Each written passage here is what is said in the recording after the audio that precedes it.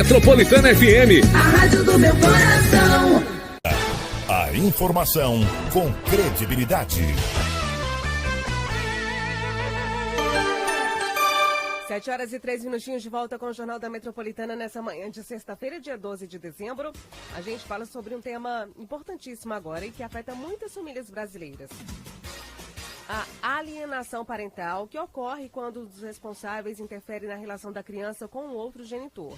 Para explicar melhor para a gente, falar um pouquinho mais sobre esse assunto, alienação parental, converso agora com a doutora advogada Fernanda Duarte. Doutora, muito bom dia, bem-vinda ao Jornal da Metropolitana. Bom dia, Ellen, bom dia a todos os ouvintes da Metropolitana. O que é exatamente a alienação parental? O que é que caracteriza a alienação parental?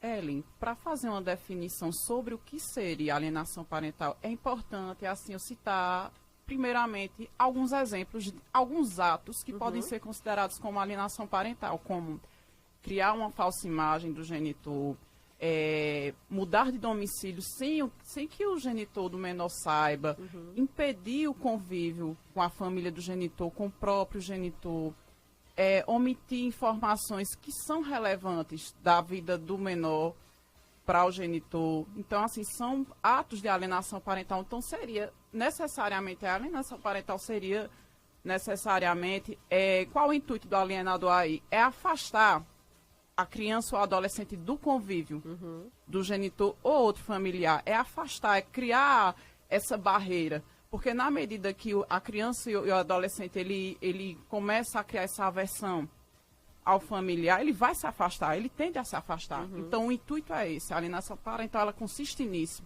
em afastar, impedir o convívio da criança ou do adolescente do seu familiar, o familiar e vítima indireta, que a gente denomina, que sofre a alienação parental. E quais são os sinais mais comuns de que uma criança está sendo alvo da alienação? Mudança de comportamento. É a primeira coisa, assim, que a pessoa, que o parente deve observar. Está mudando o comportamento, observa como é que ele está no meio social, como é que ele está se portando. É o primeiro sinal. Está se afastando, está mudando. O que é que está acontecendo? Muitos códigos entre o alienador e a criança vítima, né, que a gente não consegue identificar. São os primeiros sinais aí que a gente consegue identificar aí de uma criança que esteja passando por alienação parental. E a gente está no momento que tende a acontecer bastante isso, né, Fernanda? Porque geralmente com certeza um dos lados detém a guarda e nesse período de férias que vai passar mais tempo totalmente, com o outro. Perfeito. Acontece muito isso. Essa divisão de períodos, né, que chama, né, enfim, cada um passa, cada um tem um momento, né, com a criança ou com o adolescente, acontece muito isso. Agora é importante ressaltar o seguinte, que a alienação parental, ela não ocorre só com pais separados, divorciados, ela pode acontecer ali, no próprio meio, entre o casal.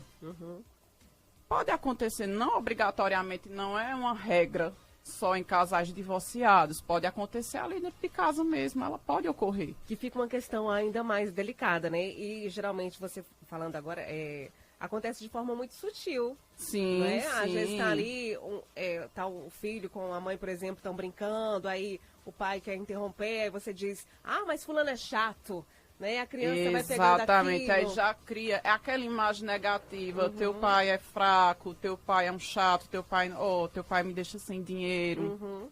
Aí começa já aquela coisa, a criança já vai construindo aquela imagem negativa do genitor. Então isso é tão triste, isso. A criança ela precisa da referência. Exatamente. Ela precisa do convívio saudável. Então para que isso, minha gente? Então vamos separar.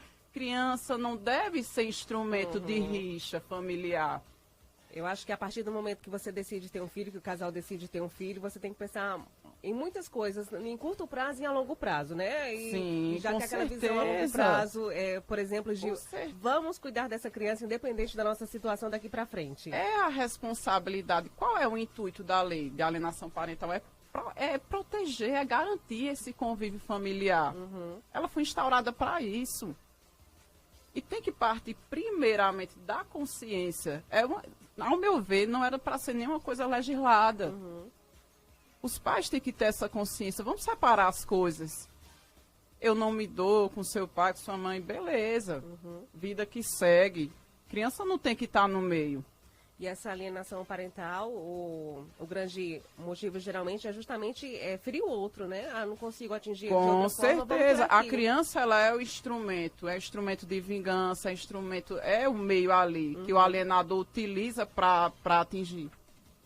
Fernanda, quando o caso chega à justiça, quais medidas o juiz pode adotar? Veja só, quais seriam as penalidades que poderiam ser aí impostas, né? A perda ou suspensão do poder familiar, ampliação aí da convivência com esse genitor que está sofrendo, está sendo vítima da alienação parental, encaminhamento para tratamentos psicossociais, também pode haver aí esse estreitamento aí do convívio com o do menor com o genitor, né? Como eu disse anteriormente, né? Que é a ampliação do regime de convivência, multa, advertência. Então, são sanções que podem ser impostas aí. É preciso juntar provas? Quais provas eu posso juntar, por exemplo? Interessante essa questão das provas. É interessante, você tem que ficar muito atento. Armazene conversas. Conversas, por exemplo, aí. Você está conversando com o genitor que está praticando essa alienação parental. O que você tem que fazer? Você começa já a observar. Ah, vamos mudar o horário.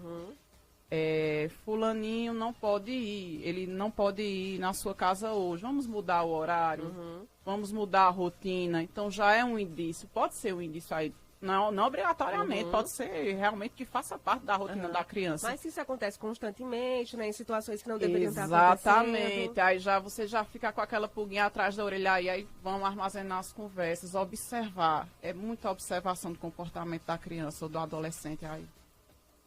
E muito. Em relação a essas provas que você estava mencionando, Fernanda, principalmente em relação às mensagens, é importante que seja a mensagem que mostre o número do contato, né? Porque às vezes está salvo só o nome. Com certeza. E A data, a hora. É importante se ater esses detalhes.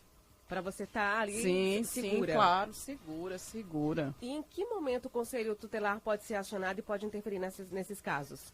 A qualquer hora ele pode ser acionado. É indicado que busque um advogado para que seja ingressada uma medida judicial, para que esses atos sejam paralisados. Entra com a medida judicial. Essas ações de declaratórias de alienação parental, elas têm prioridade, tramitação prioritária que a gente chama, né? Então, elas têm essa tramitação prioritária, é importante. Busque um advogado, busque um defensor público, para que esses atos sejam paralisados. Criança não tem que estar sendo alvo de confusão, de rixa. Vamos preservar a integridade psíquica da criança. Exatamente. A gente não pode ficar de braço cruzado. Que é o maior bem, ou deveria ser o maior Exatamente. bem daquele E casal. não só o genitor, a pessoa que está, a vítima indireta, como eu citei anteriormente, tem que observar isso. O parente que está do lado, um tio, um avô, está acontecendo isso. Então vamos ingressar. É interessante isso, a gente não pode, é criança, é adolescente, vamos preservar. Fernanda, e quando você fala, a gente vai lembrar daquelas diversas situações e é comum que no momento ali da separação, logo no calor da separação, Sim, né, os sim, ânimos sim, alterados, sim. mesmo que o casal procure se controlar e blindar a criança, muita gente da família toma partido. Sim, e fica ali sim. falando uma coisa, outra. Isso também é alienação parental e pode ser incluído, né? Acontece. Por quê? O que é que acontece? Alienação parental, qualquer pessoa, qualquer parente, ele pode cometer alienação parental, aqueles que detêm a guarda ou vigilância. Então é alienação parental também.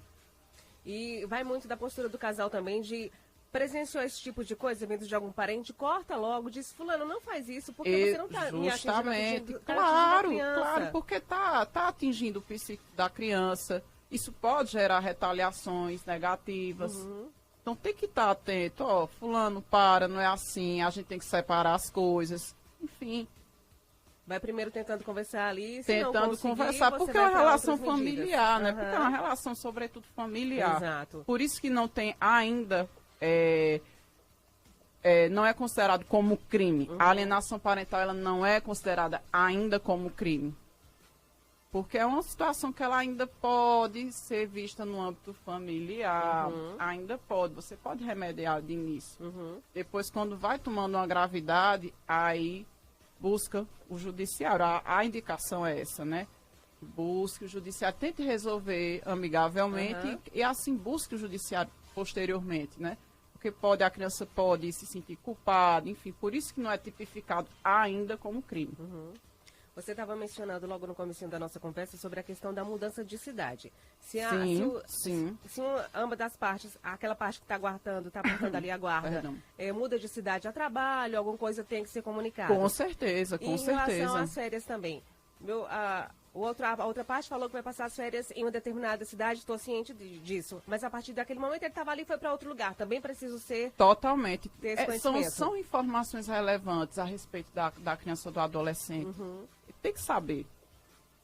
Tem que saber. Não pode omitir. Porque, por exemplo, eu quero ter um contato com meu filho está onde? Mas onde? Viajou para onde? Então tem que ter esse contato, tem que ter essa informação. Exatamente. Fernanda, queria que você citasse aí algumas questões, alguns pontos que os pais podem fazer para prevenir esse tipo de situação, especialmente como a gente estava mencionando aqui antecipadamente sobre separações conturbadas. Vamos pontuar aí. O inicial é a preservação. Tem uma discussão, as crianças não presenciarem. Poupar ao máximo. A criança não tem que estar assistindo discussão.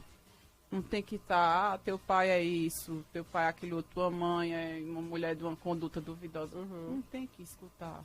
Porque tudo ali é na formação. A criança, ela está na formação, adolescente. Então, evitar. Separar as coisas. A gente tem que separar as coisas. Ai. Tem que ter muito cuidado, né? Aquela história. Muitas vezes engolir seco. Né? Depois você conversa. Depois você conversa depois. Mas não ser na presença deles. Com certeza. E não faça, olha, não humilhe. Não faça não manche a imagem do seu ex. Ou do seu marido, da sua esposa. Não faça isso na frente dos menores. Isso pode trazer consequências futuras. Vamos evitar. Vamos ter esse convívio familiar saudável. A criança, ela precisa de referência. Com certeza. Para a formação da vida adulta. Ela precisa disso. E essas questõezinhas ali, a criança vai levar para o resto da vida, né? Com certeza, porque fica o trauma para o resto da vida. Qual a referência que ela vai ter de pai e de mãe? Fernanda, para a gente finalizar, queria que você deixasse para as famílias que estão passando por esse tipo de conflito algum recado, alguma orientação. Famílias. As famílias que a gente sempre está tão presente aí, que atuam no direito de família. Cuidem das suas crianças, preservem. Evitem conflitos. Está percebendo alguma coisa? Conversa. Está mais grave? Medida judicial, procura um advogado. A gente tem que priorizar o bem-estar da criança. A integridade psíquica. Vamos fazer isso. Não vamos ficar de braços cruzados diante desse tipo de violência. E, como a gente estava pontuando também, Fernanda, teve alguma dúvida em relação a isso? Se não é, procure ajuda profissional e vai juntando as provas. Com certeza. A ajuda profissional aí de um psicólogo, enfim, é imprescindível, né? É imprescindível, porque ele vai avaliar como a criança está, o que é que a criança está passando. Então é importante. Pode laudar, enfim, para fins de prova.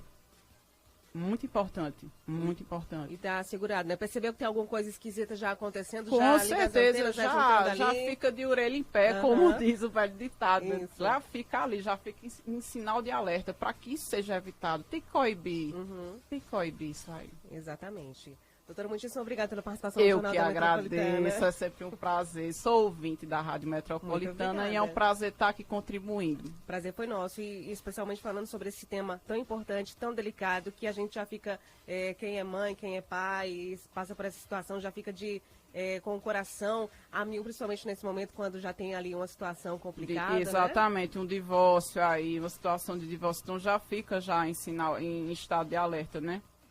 É complicado, é delicado. É delicado. É bem delicado, mas bem delicado. Não precisa ser desse jeito, né? Tem tantos outros meios para que seja tudo mais leve dentro do possível. Com certeza, com certeza. Com certeza. Mais uma vez, muitíssimo obrigada. Eu que agradeço, excelente para você. Querida. E até a próxima oportunidade.